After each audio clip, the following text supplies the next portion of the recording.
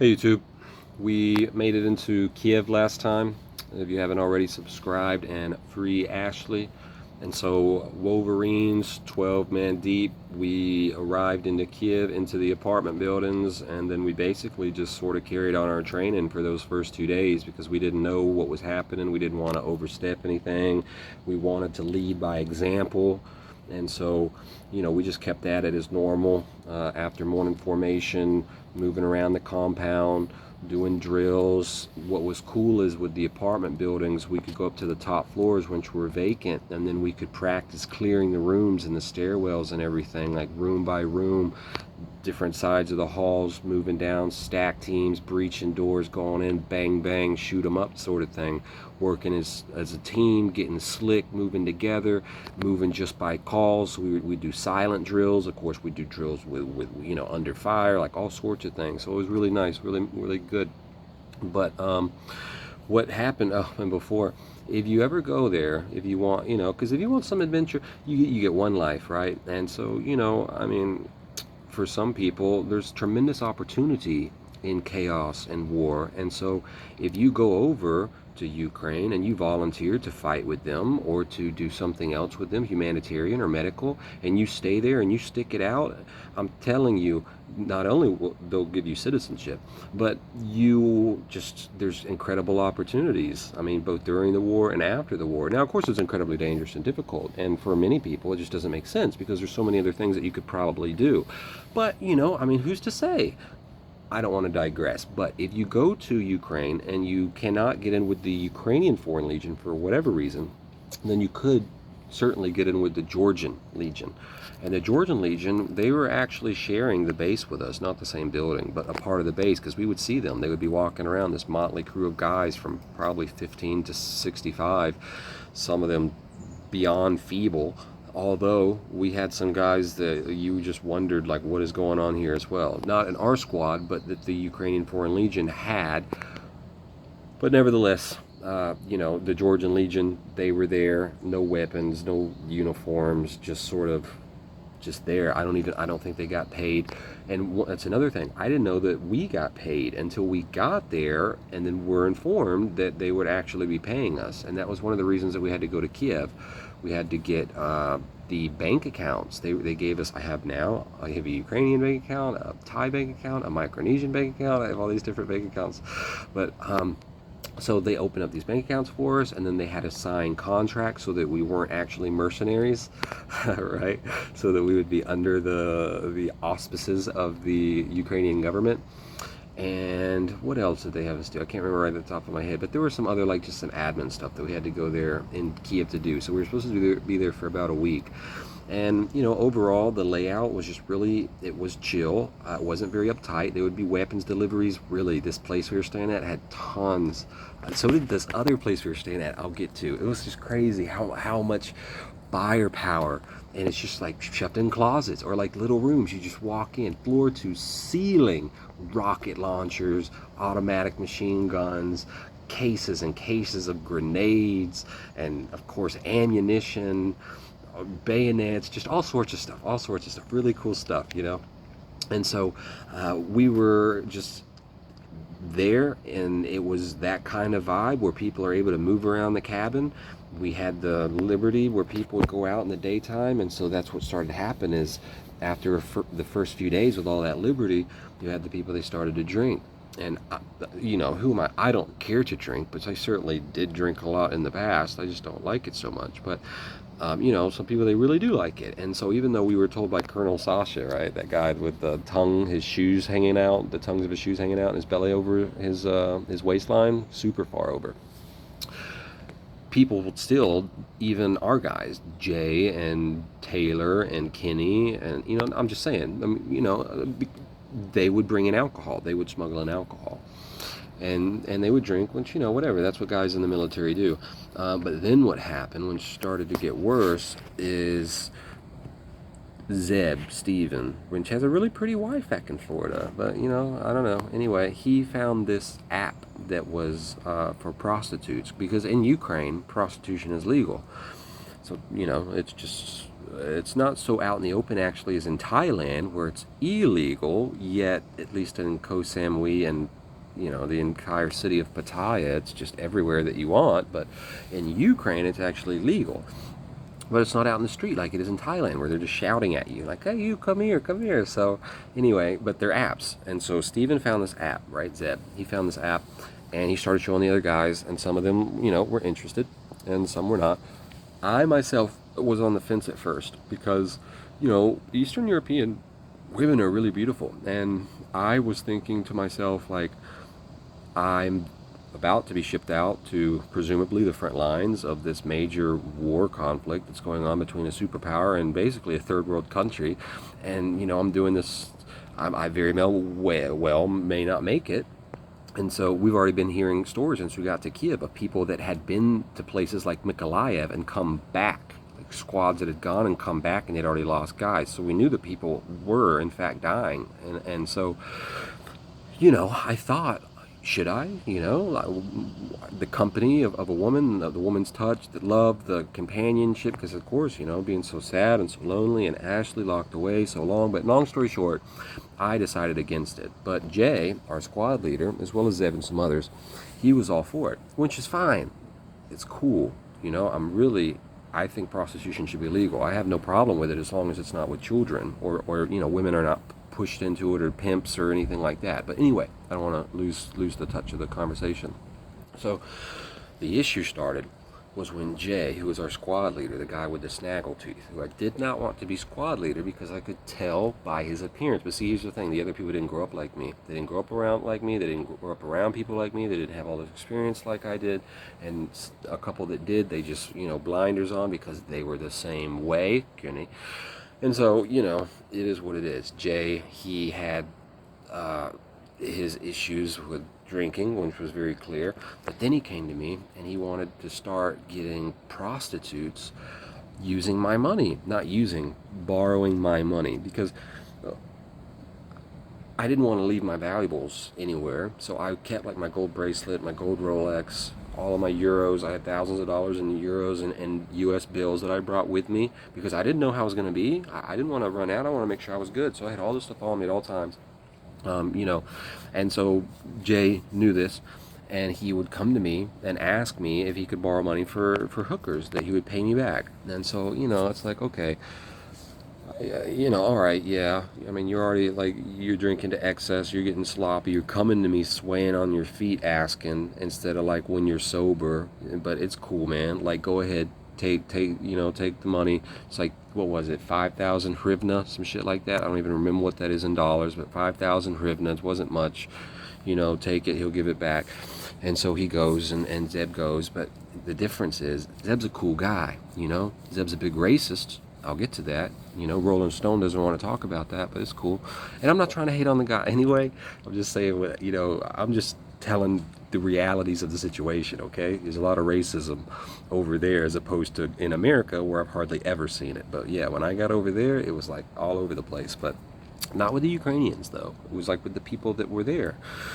But anyway, so, once they came back from the hookers, right, then Zeb didn't really say anything. It was like a hooker. He had sex with a hooker. Okay, if you're in high school, then you act like Jay did. He comes back, oh man, this guy just can't stop talking about it, how great it was and how amazing she was and all these things that she said about him and how she really liked him and how she wants to see him and it doesn't have to be money. And really, I'm not even kidding, really, and he's saying this to a room of like soldiers, of mercenaries. We're just all in there looking at this guy like, are you serious? And this is like our squad leader, and Zeb's looking uncomfortable. He's looking embarrassed. I'm looking down at the ground like, Kenny, who's like his lapdog, is kind of like, But yeah, this guy, he's just, so again, red flags, man, the red flags. This is the guy that's supposed to control my life, that I put all this effort into my life. Now this is the guy that's supposed to be like in control, But anyway, So it's starting to get a red flag in there. And while I'm on it, if you're still watching, please make sure that you subscribe to the channel, share, like, because I wouldn't be in Ukraine, I wouldn't be doing any of this as it wasn't for Ashley Westeisen. So please subscribe and share, because I haven't had a lot of time right now, but in the near future I will start doing a lot more. But it takes teamwork to make the dream work, so please help that dream work, because we want Ashley to get out of prison. And while I'm at it, I also want to shout out to Eugene, my homie Eugene.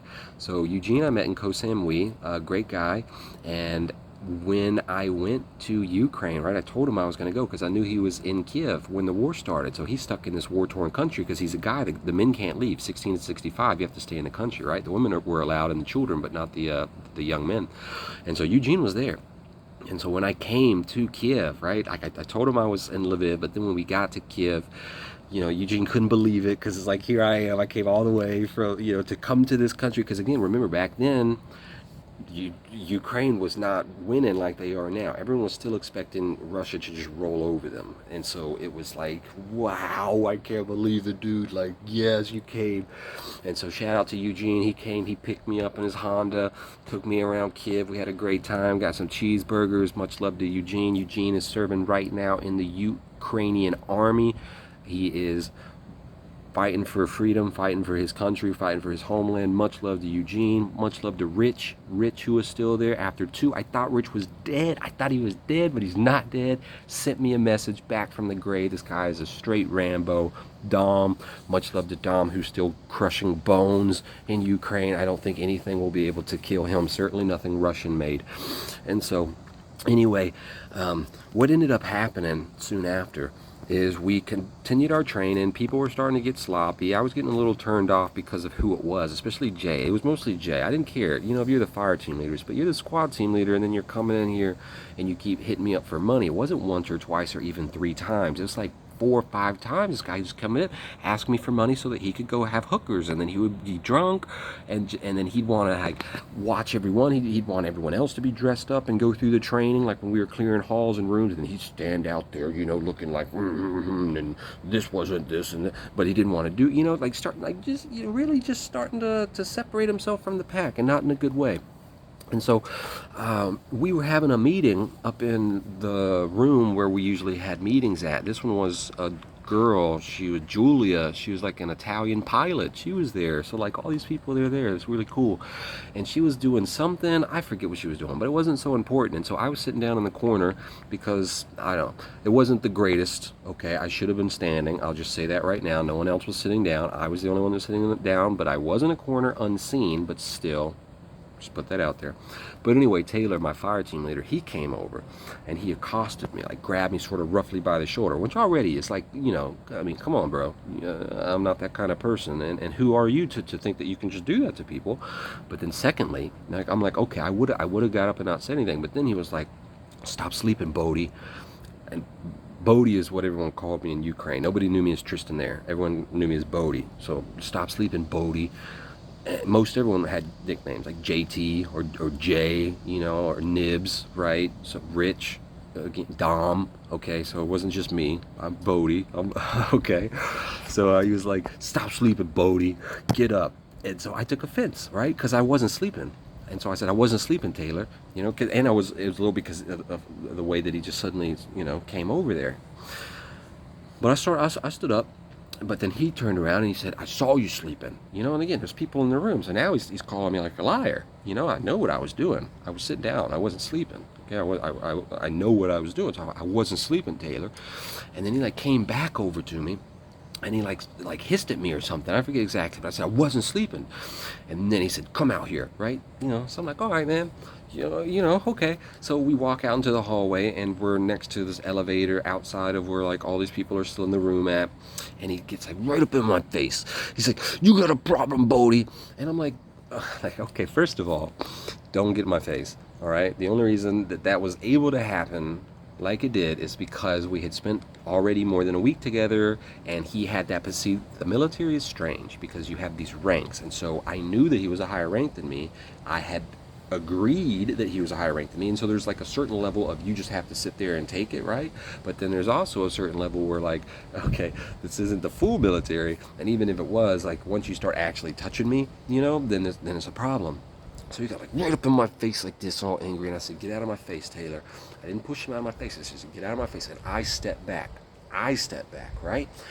And said, "Get out of my face, Taylor." But he didn't get out of my face. He got right back up in my face.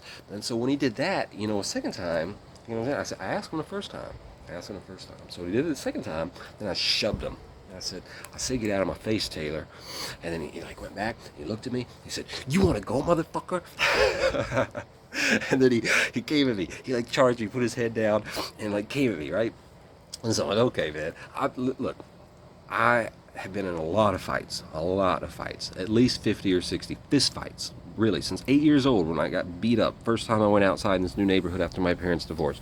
Now, I'm not going to sit here and say I won all of them. It's probably about like 70-30, you know, maybe a little bit more, maybe a little bit less. But, you know, so Taylor, this 47, 48, 49-year-old guy, he charges me, right? "You want to go, motherfucker?" And he charges me. And so I just like wrap him around, right, with one arm because he came so low. And then with my free arm, I'm just ripping up uppercuts. And he's pushing me back. And, you know, we're both just, you know, I'm going back. He's pushing me. And I'm just ripping up. And so eventually, though, I lost my balance. He just kept pushing me, and you know, I lost my balance, and I fell down, and he fell on top of me. But then I immediately just like wrapped, you know, like that with my arms, and so then he was like just on top of me, but his arms, like he couldn't, you know, he move his arms, and I'm just like, "Taylor, you're not doing shit." I said that to him, like as I'm looking up, I'm like, "You're not doing shit, Taylor." And then by that time, Jay and some others came running in, like, "What's going on here? What's going on?" You know, and then "Let go of him, Bodie." And so I just let go, because again, I've been in a lot of fights, so I'm chill. I mean, I didn't even have the butterflies. I was just like, you know, as soon as it was over, it was like, you know, hey, he attacked me, okay, so it is what it is. And then pretty much immediately, Taylor was like, you know, starting to wince, like, "I think I hurt my back, Jay." And so I'm like, "Oh, fuck, man. Like, you know, are you serious? This guy, I mean, I don't want anything bad to happen to him. Former Army Ranger, 6 years experience, fire team leader, my fire team leader. You know what I mean? And I like the guy. This is the first time we had any issues. And that kind of thing happens when you're in the military. There's a lot of testosterone. It's very hot-blooded. You know, whose dick's longer? And, you know, that you have these fights. And then 2 minutes later, you know, it's, "Hey, man, you fucking," and then you're cool. But now he was, like, apparently injured. And so he had to go downstairs. I stayed in the meeting because, you know, I was fine. And then we went after the meeting downstairs, had this private meeting with him where he's like, "You know, I'm sitting here wondering if I'm going to be able to count on you if I give you orders out in the field," and blah, blah, blah. And then, you know, we hash it out. I explained my side, he explained his side. We both agree we made some mistakes, and then we hug it out. But he's hurt, right? He's like, "Oh," and then once that's done, then he's like, "Oh, man, you know, my back and my ankle." And so I'm the medic, and so then I'm like, "Okay, well, lay down." I lay him on his bed, and then I like lift his pants up, and I'm like, "Fuck, man." Because, you know, he's got like his ankle's already swollen. It's like a softball size, getting that big. And I'm like, fuck, it's a swollen ankle is, you know, 2, 3, 4 weeks, something big. It could be 5, 6 weeks. Really, it could be a long time. And we're only supposed to be in Kiev. They told us for a week. So this is like potentially a go home issue. So now I feel really bad. And then he's like, and then my back and I'm like, oh God. And I looked at his back, I couldn't see anything, but you know, with back injuries, right, you really can't tell, you know, you don't know what's happening. You have to go and get a scan. And so I'm just like, fuck, because this doesn't look good for me, because I'm the one that, you know, ultimately I'm the one that caused this fight to happen, even though he was the one, if I hadn't have been doing what I had doing, it wouldn't have happened, but he did escalate it to a physical confrontation. But nevertheless, it shouldn't have happened. And now our squad was suffering because of these mistakes. And so I immediately went, I tried to help him out, first aid. I wrapped it up, gave him, you know, the compression bandage, anti-inflammation, elevated, you know, ice, all this stuff before he went to bed. You know, I did the proper first aid. And then the next morning I came in, and he was like, oh man, like I'm in a lot of pain, Bodie. Do you have anything for me? And so then I'm thinking, I'm like, well, actually, before we left Lviv, that big bear of a Ukrainian guy that was in charge of us, he gave me a bottle of tramadol, which you may remember, is a high-powered opioid narcotic. It's like the next thing below morphine. And I don't have experience with morphine. I had used opium. I smoked opium in 9th grade, and then I actually ordered it off the dark web, just because I just wanted to, I just wanted to try these things. The historical, really. I never wanted to try heroin, but then I guess because of reading about the opium dens and all this stuff, I was curious about opium. Anyway, so I had this tramadol in the room, and I went in and I got it, and a normal dose was 100 to 120 milliliters, is what it said. That's what I found on Google, okay? And so I was like, well, I don't have any experience with this stuff. I don't know what's going to happen. He is a big guy, but let's give him a half dose. Let's give him 60, right? So I'm like, okay, I go in there. I squirt out 60 of this tramadol stuff. I give it to him. He says it tastes like licorice. He's like, ugh. And then I leave him. And I come back in 15 minutes because we're going to go down and do some training. And Jay's in there. And he's already just like his head's like rolling on his shoulders, like, and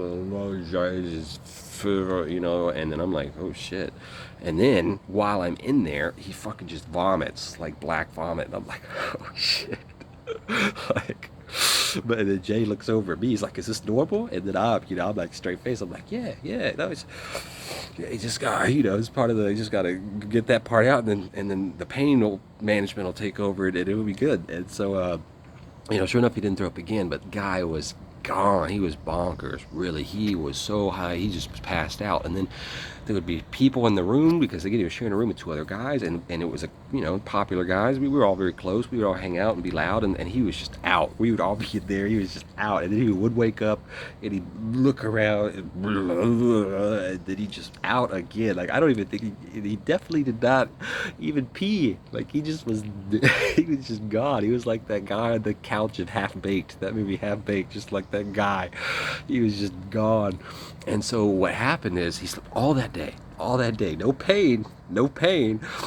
But then the next day, right, like LSD lasts 12 hours. The next day, full 24 hours, this guy was still like, blah, blah, blah.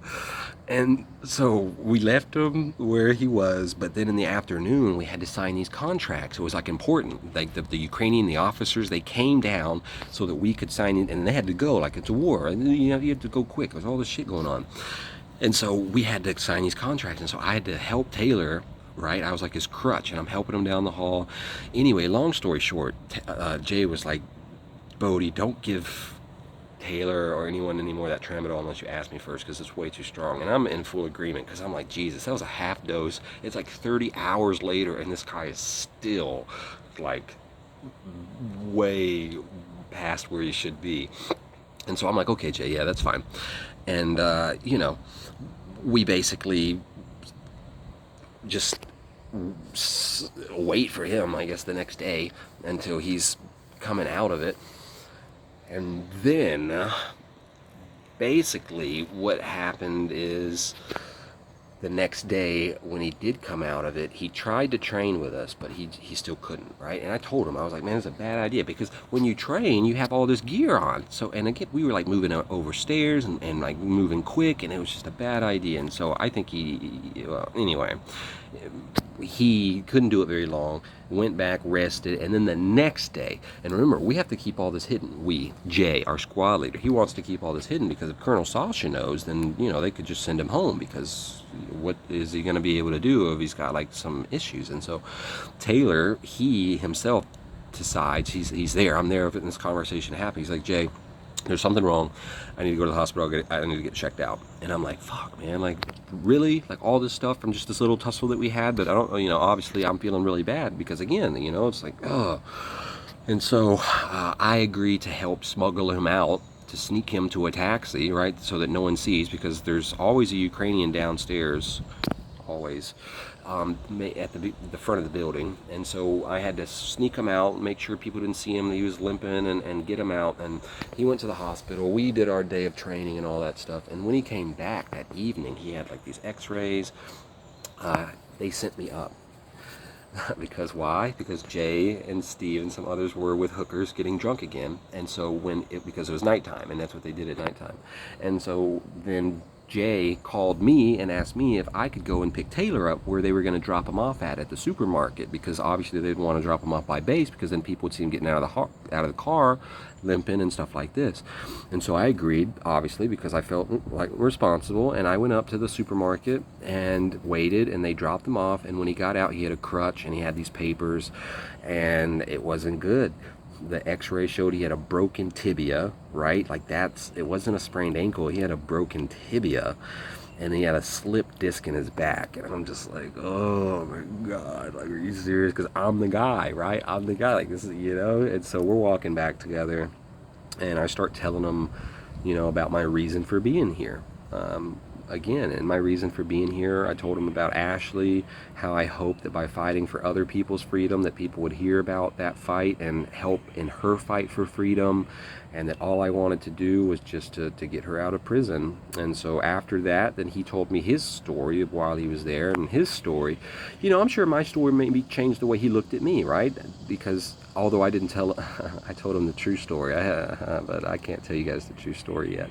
But anyway, when he told me his story, which was basically that he had been going through a divorce, his wife was like some major in the Air Force, he had been doing meth, his son had been over at their house, his young son, and apparently like his young son they had found meth in like his system. So I don't know, but he wanted to come over and what did he say? To make his son proud. That is what Taylor said to me when we were almost back to our building, and I had to hide his crutches in a storm drain because we couldn't walk in with crutches, right? So I'm trying to help this guy. I've been trying to help this guy. He's the one that initiated, again, the fight with me in the first place, but nevertheless, I've done all I could for him to this point, and that's what he tells me. But now I know also that he's a former meth addict, okay? And meth addict, crack addict, heroin addict, that's an addict, okay? They're not the same as other things. Okay, yeah, the pills, the pill heads, stuff like that. I don't have experience with any of it because I classify those all as loser drugs, but nevertheless, I know that this guy has been with the meth, just like Kenny, but I didn't even have to ask Kenny. You could just tell when the guy, his sallow yellow face with it in his mouth, just like, not as bad as the guy from the slaughterhouse in the brig in the Marine Corps, but still very bad. And so anyway, I got Taylor back into our building, and the next day, now everyone knows, Jay's seen. I know he has a broken bone. So the next day, when we go out to training and Taylor's still taking it easy, he comes into my room before I go and he's like, hey, Bodie, can I get some of that tramadol? And again, I knew that Jay had asked me not to give it to him, but then I also knew that this guy had a real broken bone. He is in pain. He is my fire team leader. I am trying to help him. I feel responsible. So anyway, I decided to give him tramadol, but I only gave him 15 milliliters. So I gave him like an eighth of a dose or something like that. So I gave him 15 milliliters, and then I went about my business, went about my day. And then the next day, okay, so we've been there about a week now, 5 days, 6 days maybe. The next day, maybe 7 days, I'm not sure. Taylor, he comes, and again, I'm there because Taylor is in the room next to mine. And so whenever Jay comes, usually, it's like you can hear, and then you get up, and then you sort of all meet and greet. It's a lot of camaraderie.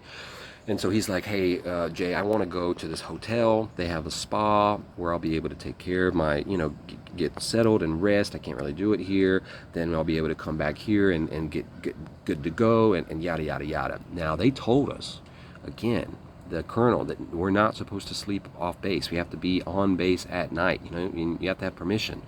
And Jay, again, decided. Jay had already been hiding the injury, hiding the hospital visit, and now Jay was, and of course all the drinking, right, and the prostitutes. And so now Jay he gave the all clear for Taylor to go and stay at this hotel. Again, I was there. And so was Kenny. And so he went and he left. And I'm like, okay, we thought nothing of it. That night, in my room, there was a knock on the door as Dom and I were getting ready for our slumber. And so when I opened the door, there was this guy that I didn't know. I saw him, but I didn't know him. He was from another squad, and he had one of his squad members with him, and he was like, "Hey, Bodie, right? I heard you're the medic for this squad. I have my guy here. He says he's got something in his ear. We were hoping you could maybe take it out for him. It's causing him a lot of pain." And so I'm like, "Yeah, okay, sure, bro. Leave him in here. I'll see what I can do." It's like 9:30, something like that. I don't know. And so the one guy leaves, the squad leader, and then the guy with the problem, right? He sits down on my bed, and I proceed to do the best I can to help this guy. You know, I'm looking into his ear. I'm doing, you know, I got this light, the tweezers. I'm reaching far in. There's something metallic way down in the canal, but I can't see because the tweezers, by the time they get that far, I can't see anything. It's just blind, and every time I touch it, it's been there like 2 days. It's super inflamed. He's like, you know, a lot of pain. Says he hasn't slept. Again, showing signs of, you know, use of stuff. And so that's the thing up here. You got to look at these signs that people are giving you as far as how they look. And so this guy, when he came and he was sitting down, he was basically looking at me, you know, with his teeth not so bad, but kind of bad. And then just the stuff he was talking about, the stuff he was talking about, morphine, you know, did I have this or that? And, you know, and I was just like, you know, obviously the guy uses, but it's cool. Like, I was a dark web drug dealer, so it's not like I'm judging, but I just, you know, I could tell. And so I sit there and I try to help the guy, but I can't. I even get Dom, right? I even get Dom to come over and hold the flashlight. This big guy holding this little tiny flashlight in his head, ridiculous, you know, obviously being very impatient. He wants to go to bed. And so finally I tell the guy, "Look, man, I can't help you. I tried, but every time I reach in here, it's like I can't see it, and I'm scared I'm going to hurt you worse. You're just going to have to go to the hospital tomorrow morning and get them to help you." And so this guy, he's like, "Well, I haven't slept for 2 days. I'm in fucking terrible pain. You know, do you have anything for me?" And then again, what pops up in my head, I do. Me, who just wants to help, okay, to try to help make people feel better. So I'm like, "Yeah, I have some tramadol, man." And so I take out the tramadol and I ask him, you know, "Oh, have you been on anything? Have you taken this? Have you blah, blah, blah?" I do all the normal stuff. No. I give him, again, like 30, or no, I gave him 15, same as Taylor. I gave him 15 milligrams. And so this guy takes it, and, you know, he gets up. It's past 10 by this point. We're usually in bed. He thanks me. He goes away. I get in bed, and then it's lights out. 20 minutes later, another knock at the door, right? So I get up, and I open the door, and it's that guy again. And he's, like, looking at me, lupid and lucid. And he's like, "I feel like I'm on LSD." And I'm like, "I told you that shit was strong, man. Like, here, come with me. I'll help you back to your room." So I start escorting this guy through our corridor, down the hall, and then through the middle room, like where the meeting or where you would eat, through that middle foray room. And then through that, there's another hall, identical. It just goes in the other direction. And so to the other hall, and then we went to his room. It was like the second door down on the right, but it was odd because he was standing in a room by himself, which I didn't know how that was working.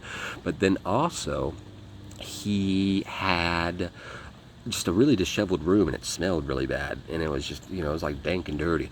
And so I got him into his room, and I'm like sitting him on his bed, and I'm just about to start taking his boots off to help him go to sleep.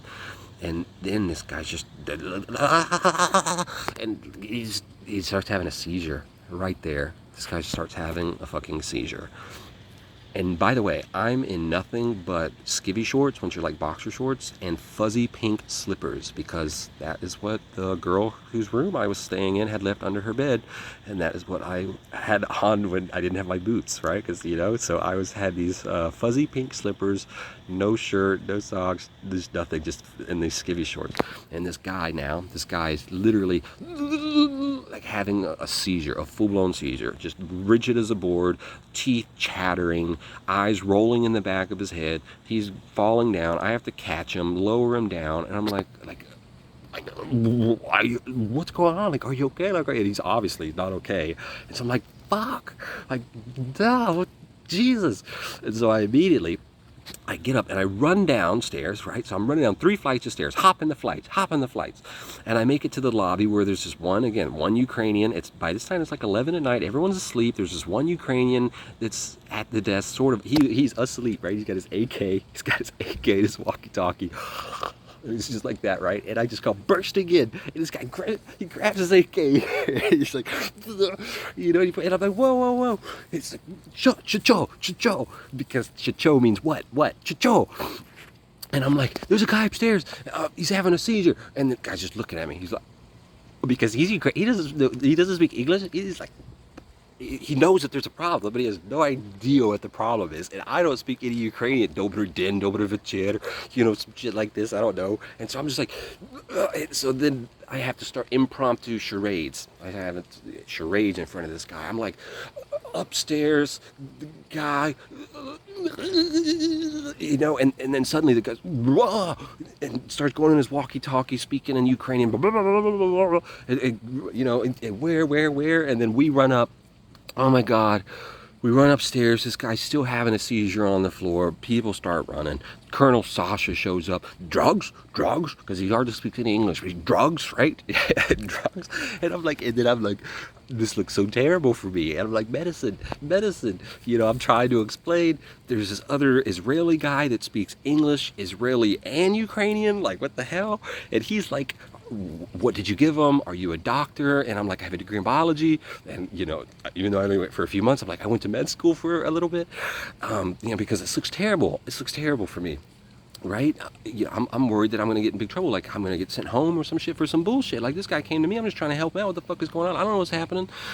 I gave him 15 milliliters, right? Taylor took 60. He didn't have a seizure. And so, you know, I don't know what's happening. And then the Julia, she comes and all this stuff. And then the dude tells me, the Israeli guy, he's like, you can't trust anybody here, man. He's like, we think that this guy's about to go home. Like, we think last week he stole a bunch of morphine. We're missing morphine, and we think that he took it. And so then I'm like, are you fucking kidding me? Like, I look at this guy, and it all comes together. Like, this fucking junkie, right?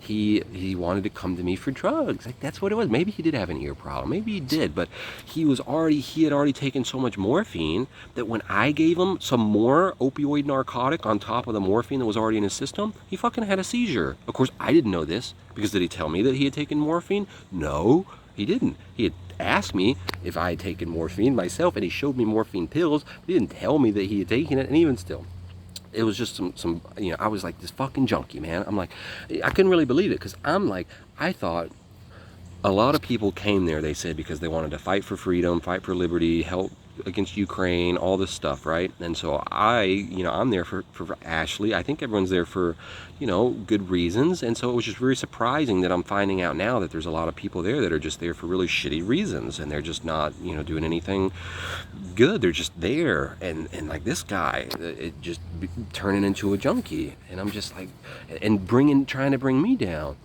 And so it was terrible. So, you know, Sasha's like, get out. The ambulance people come. They take him out on a stretcher. Finally, the guy stops having a seizure, and I get him. I'm like, you tell them, you know, that I didn't give you anything more than this.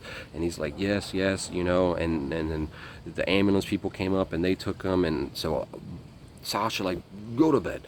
And so I know tomorrow I'm gonna have to deal with this shit. So immediately I go over to Jay's room, on the way to my room to try and go to bed, and I knock on Jay's door. I expect him to be asleep, but he opens his door, and I'm like, you know, hey Jay, I just want to tell you what happened. And I go real quick, what happened? And he's like, okay buddy, well, we got our own shit happening in here, come on in. And I'm like, what the fuck, what are you talking about? And so again, this is right after the whole seizure thing, man, right after. I'm like, Jesus Christ. So then I walk into Jay's room, and his roommate, this guy Gary, American guy Gary, who ended up getting all fucked up, we'll talk about it. He got wounded, like fucked up on the battlefield, not with the drugs, although he did drink a lot.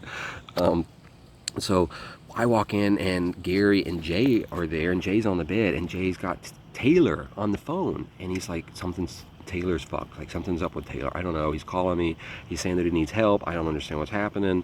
And then like he puts him on speaker, and he's like, Taylor, are you there? And he's like, you know, and Taylor's like, yeah. He's like, what's up, buddy?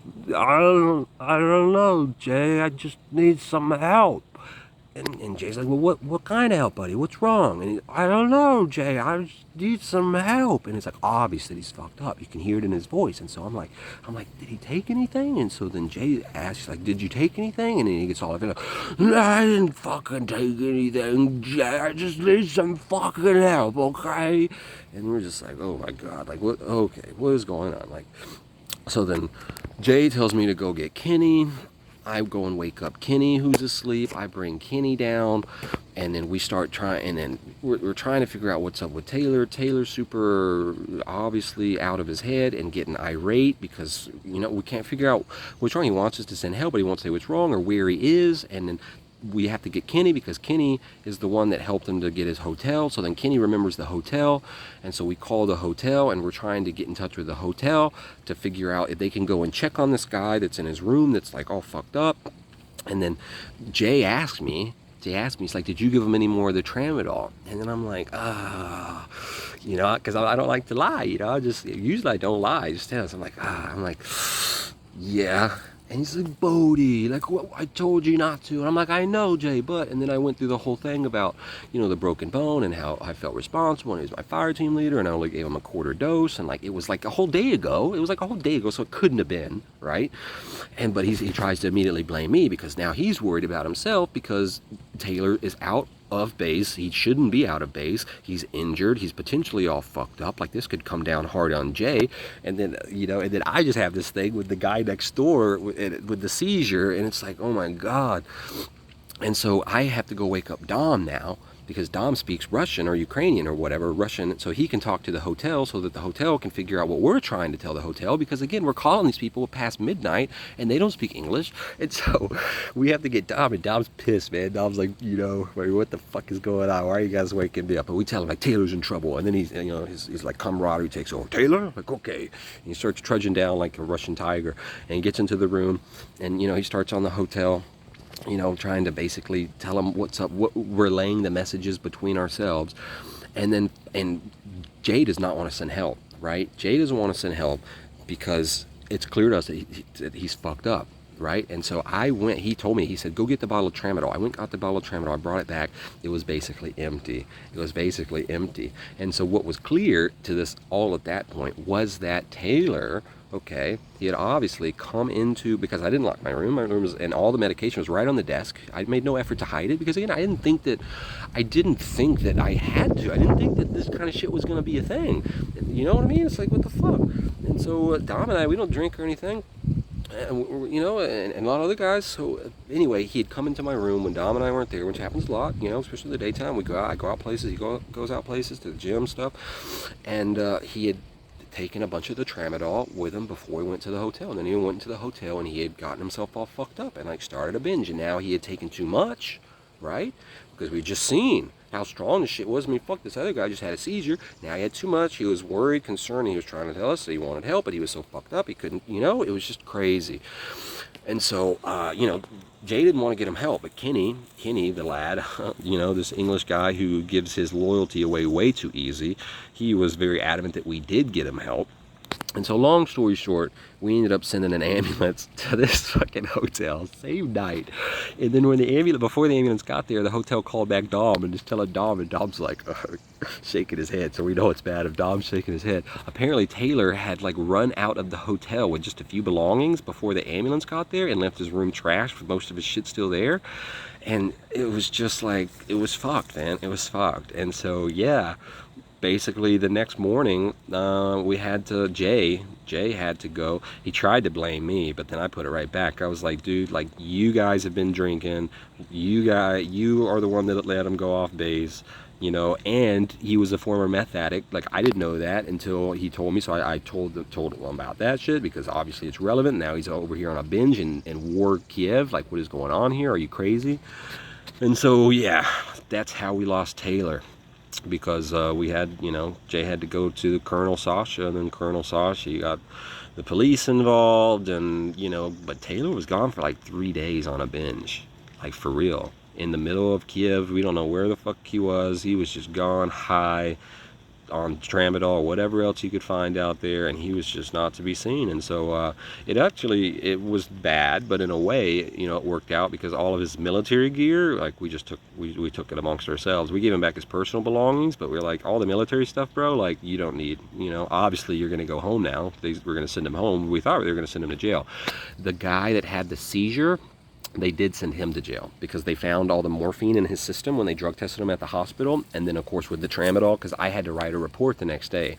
I had to write a long report, and then Dom, because Dom was a witness, all this shit. I got cleared, okay, but this guy, he actually went to jail. They said he died 3 times. His heart stopped, and they had to resuscitate him 3 times. The guy that took the morphine and then with the earache.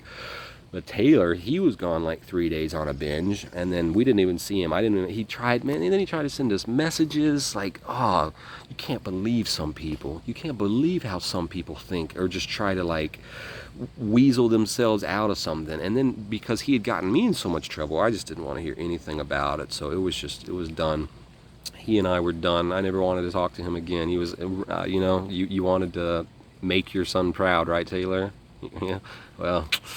yeah, you certainly didn't do that, buddy. So anyway, that's what happened really during the first week that we were there in Kiev. We ended up losing Taylor, and then Kenny took over. So then we had Matt and Kenny as our fire team leaders. And then in a very short time, because of Jay's drinking and totalitarianism, he pushed away Paul, who was our armorer, the expert who knew everything. He had literal videos about how to shoot the different rocket systems and all these things. Like, he knew everything. He pushed Paul away. Paul went and joined the Ukrainians. And so that took us down, I think, to 9 guys. And I think I'll stop there. We went to 9 guys. Before some other stuff happened, and this was all like the first week of Kiev. And you know, now we do go out of Kiev and we do go down and we do go on missions and do combat operations and all this, but I'm just saying this is all the stuff that happened just on the way, just during that process. It was crazy. You know, this stuff would be going on. That was a very hectic day, certainly. So I think I'll stop there. Next time we'll finish up with Kiev, and then moving down to Zaporizhia and actually starting on what you are probably waiting for me to get to, is all the missions and stuff that we went on and all the stuff that we did and all of that, you know, the nitty-gritty details. So this is a long video. Please subscribe, like, share. Ashley Westeisen, free Ashley, free Ashley, free Ashley. All of this is for Ashley. So free Ashley. We'll see you next time.